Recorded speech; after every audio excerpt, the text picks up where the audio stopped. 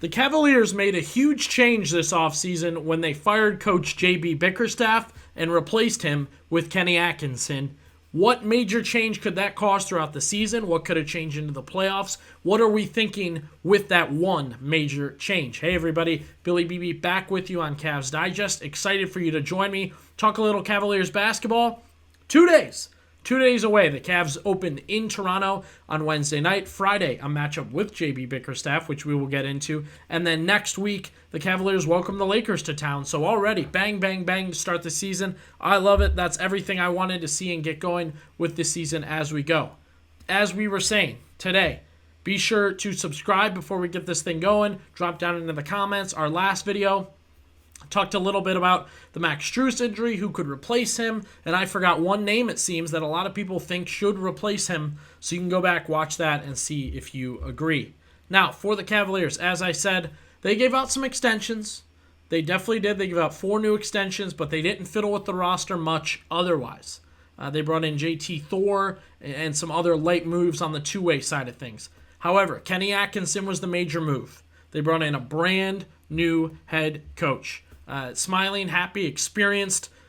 He's had multiple teams, most recently with the Warriors as an assistant, coached the Nets to some good things, and then the French national team, assistant with the Hawks, assistant with the Clippers. I mean, this is an experienced guy that Koby Altman wanted to bring in and replace JB Bickerstaff, which we will jump into Bickerstaff and kind of how he fits in everything. I talked with Kenny Rhoda, who you may have watched our videos and seen what he's presented. Longtime Cleveland media member. He goes back to covering the Cavaliers in the Michael Jordan days, the LeBron era, next LeBron era, and of course now as he's working in Canton, Ohio, one of the homes of the Cavs radio network, and around and doing interviews and things like that. And I wanted to ask him, how big of a difference could Koby Altman changing to Bickerstaff to Atkinson, how big of a difference can that make? He has seen coaching changes in the past. Bringing in a guy like Kenny Atkinson, what's the difference there? And we're going to break that down, and you let me know down in the comments what you think, but after we will break down what was said in the video with Kenny. First one is, you've seen a ton of coaches in the Cavaliers, whether it be Gordon Gunn, Dan Gilbert, LeBron James, all these different eras you've witnessed. How much of an addition by subtraction can JB Bickerstaff to Kenny Atkinson be? Can it really make that much of a difference? It better, because that's what they're relying on, right? They didn't add anybody to this team. Nobody of significance to this team as far as the players go. They're saying the coach was the problem. He's going to make this team better. So he better impact this team in a big way. What did they finish last year, Billy? 48 wins? I'm looking at, 48 and 34, right? So that means to me that 48 is the baseline. So Kenny Atkinson, if he's as good as they're telling us, and he's that much better than JB Bickerstaff, I'm looking at 50, 52, 54 wins then with the team that they feel is good enough to not add anybody new to it. The core 4, right? Darius Garland, Donovan Mitchell, Evan Mobley, and Jarrett Allen. That's the core 4. They're saying with Kenny Atkinson as their coach, he's going to make all of them better and make us better as a team and more competitive. So, you know what? In years past, when they hired Lenny Wilkens, yes, that was, you could tell, boy, when Lenny took over that team, and I still talk to Mark Price about this all the time and how much Lenny meant to Mark as a second-round pick and everything and helped him develop. Yeah, it made a difference. Well, I'm hoping that Kenny Atkinson will have the impact on this team that Lenny Wilkens had on that team back in the mid to late 80s, early 90s. All right. Thank you to Kenny Rhoda for joining me, talking a little bit about that coaching change in the NBA, what it can mean for a team, how much it can change things, and the influence it can have, and past examples that he has seen work. So, opening statement I thought was interesting. Will it make it better? It better make a difference, because that's all they really changed.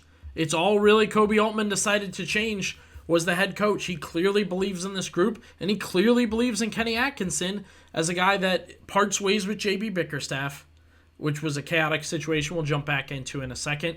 And he clearly believes Kenny Atkinson can make the difference.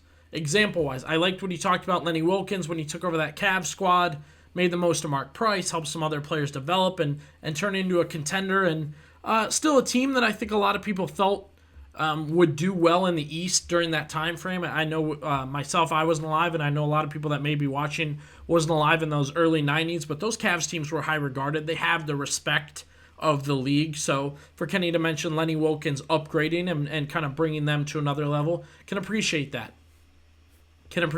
Now, for JB Bickerstaff, this is a developmental coach. This is a guy who turns young players, tries to build them up and experience them in the NBA while improving them. And I think that's exactly what he did for the Cleveland Cavaliers.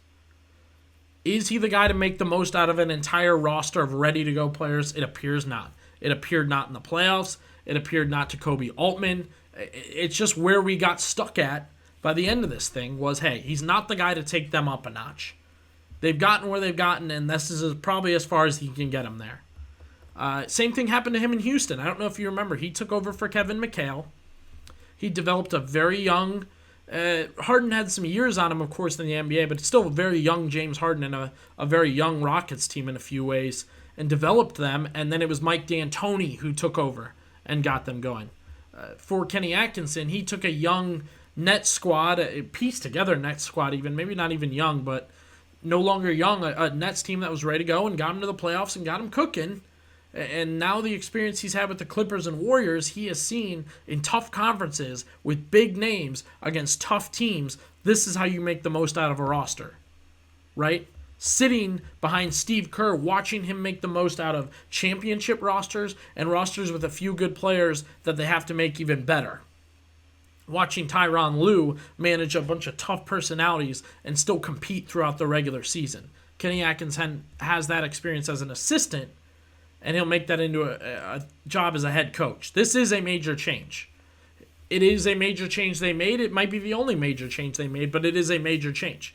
Kenny Atkinson should be able to bring them up a notch, should be able to bring them up a level.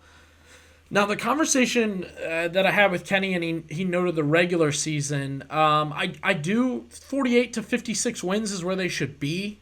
You know, if they could upgrade from last year at that 48 mark, if they could get more to 52, 54, love that. But the playoffs is where it matters, right? That's where he's got to make his bones. That's where he's got to make the difference for the Cavaliers. Ton of experience with Kenny Atkinson. As a head coach, as an international coach, as an assistant coach. Can he take this team to the next level? JB Bickerstaff developed them and took them to a certain level, a first-round winner, a second-round out. Can Kenny Atkinson juice them up to make them a great regular season team that enters the playoff with confidence and makes noise? You let me know. Drop down into the comments. Is this a major change for the Cavaliers, or is this just, hey, it's all up to the roster. They're going to be the same team they were last year, and Atkinson just needs to drive the car, not be a certain driver in a certain way. Just make sure when it comes down to this roster that they're ready to go. Let us know in the comments, and be sure to subscribe to Cavs Digest.